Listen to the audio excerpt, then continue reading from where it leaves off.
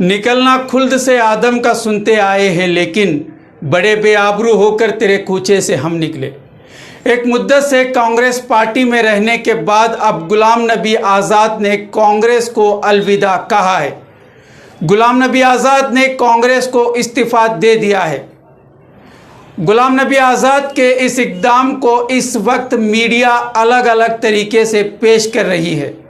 गुलाम नबी आज़ाद ने एक ख़त के ज़रिए अपनी बात रखी है और उसमें कांग्रेस की खामियां गिनवाई हैं।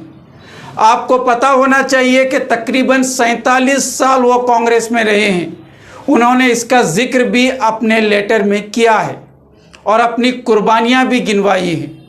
खैर, गुलाम नबी आज़ाद इस वक्त कांग्रेस से आज़ाद हो चुके हैं, लेकिन अब ज़रा आज़ाद के इस आज़ादी पर संजीदगी से गौर करने की ज़रूरत है।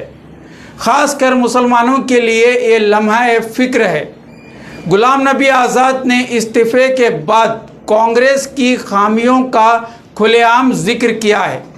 सरेआम कांग्रेस की बुराई भी वो कर रहे हैं। खैर, उन पर जो बीती है वो सुना रहे हैं तो कोई बात नहीं, लेकिन सवाल ये है कि गुलाम नबी आज़ाद को अगर कांग्रेस रास नहीं आ रही थी तो 47 साल कांग्रेस में टिके रहने की ज़रूरत क्या थी, और आपको आइन इसी वक्त कांग्रेस छोड़ने जैसी नौबत क्यों आई? क्या इस फैसले से इस वक्त मुसलमानों का कुछ भला हो सकता है? क्या आपने अक़लियती तबके का ख्याल रखते हुए ये फ़ैसला लिया है? बिल्कुल नहीं, और ऐसा हो ही नहीं सकता, क्योंकि जब आप कांग्रेस में थे तो कौन सा मुसलमानों के लिए बड़ा काम किया है? एक आध तकरीरों के अलावा आपने मुसलमानों के हुकूक के लिए क्या किया है? इस वक्त हमें कांग्रेस से कोई हमदर्दी तो नहीं है और न ही गुलाम नबी आज़ादी के इस फैसले से कुछ लेना देना है, लेकिन यहाँ सोचने और गौर करने वाली बात यह है कि क्या गुलाम नबी आज़ाद का ये फ़ैसला ज़ाती है? क्या उन्होंने बज़ाते खुद ये फ़ैसला लिया है या फिर किसी के इशारे पर इस्तीफ़ा देना पड़ा है? क्योंकि आज गुलाम नबी आज़ाद पर कांग्रेस ने ट्वीट करते हुए कुछ तंज कसे हैं, जिसके जवाब में गुलाम नबी आज़ाद ने कहा कि कांग्रेस का डीएनए क्या है जानने की ज़रूरत है।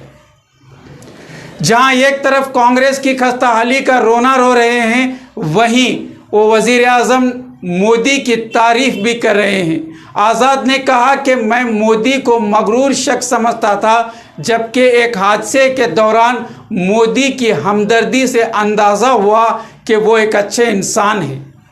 खैर, किसी की अच्छाई पर तारीफ़ करना अच्छी बात है, लेकिन जहां आपने अपनी पूरी ज़िंदगी गुजारी, जहां से आपने अपनी नेतागिरी चमकाई है, आज उनसे बगावत करना काबिल अफसोस है। दरअसल साफ लफ्ज़ों में अगर कहा जाए तो आज़ाद का ये फ़ैसला एंटी कांग्रेस तहरीक का हिस्सा हो सकता है। वैसे भी जाहिर है कि कांग्रेस को वजूद इस वक्त ख़तरे में है। ऐसे में बीजेपी की ये कोशिश रही है कि अपोजिशन को ख़त्म किया जाए।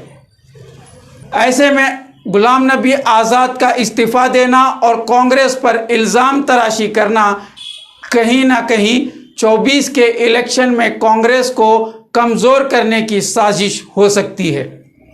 वैसे मीडिया ने यह सवाल भी आज़ाद से किया है कि क्या आप बीजेपी ज्वाइन करेंगे, तो इस पर आज़ाद ने कहा कि उनके कुछ पुराने साथी उन पर इल्ज़ाम लगाते रहे हैं कि वो बीजेपी के लिए काम करते हैं, तो इसलिए इस वक्त तो बीजेपी में नहीं जाएंगे बल्कि अपनी एक नई पार्टी बनाएंगे।